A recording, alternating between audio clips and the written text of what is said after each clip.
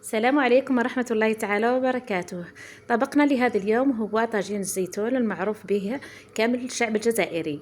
المقادير موضحة في الصورة ومقادير اقتصادية وطريقة التحضير جد سهلة، والبنة ما عندي ما نقول فيها. بسم الله على بركة الله، نبدأ بطريقة التحضير.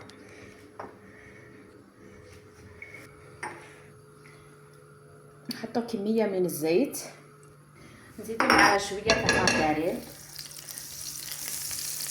نخليوها تسخن شويه.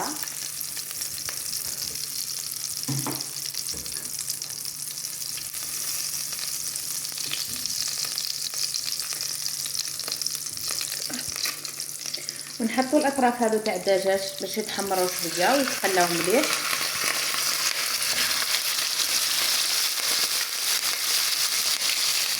وفي نفس الوقت نزيدو معاهم الزروديه اللي قطعناها بالطريقه هذه، خليهم يتقلاو وياخذوا اللون الذهبي. نقصوا النار، نغطيو عليها ونخليوها من جهه قبل ما نديرو الدواوات.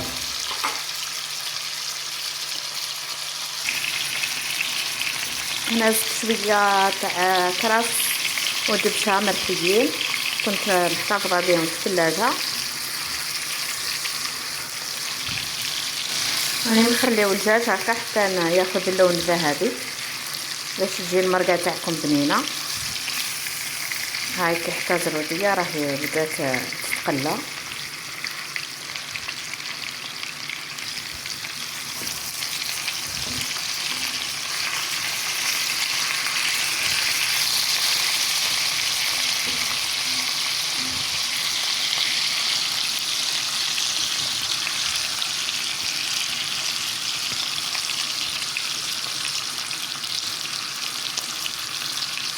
هنا نضيفو التوابل،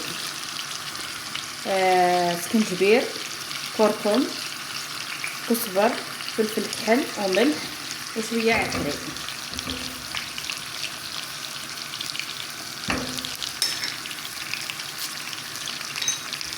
نفركها والرند من بعد حتى نمرقو.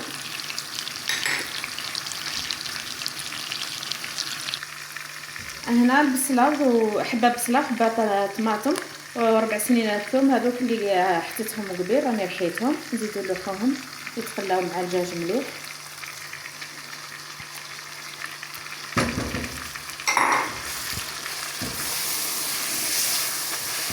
هنا ما نستعملوش الطماطم تاع الباط ولا هريسه ولا باش يكون اللون تاعها كشغل برتقالي هكا، تجي لاصوص تاعها مليحه.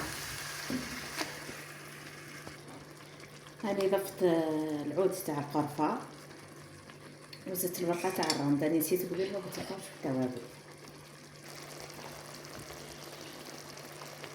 هنا بدات تتقلى، نضيفوا لها الزيتون باش حتى هو يحطوا شويه من البنه تاع التقليه، ونزيدو نغطيو عليها.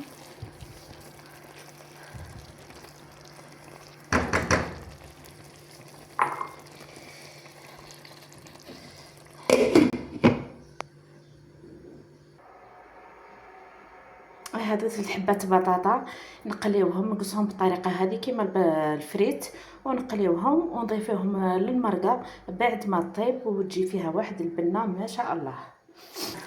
هنا كيفاش تعرفي بلي المرقه تاعك راهي تقلات؟ كي تطلع الزيت من الفوق، يسمى الساعه هذه رانا لازم نمرقو ونخليوها طيب ومن بعد نرجعو بعد ما طيب.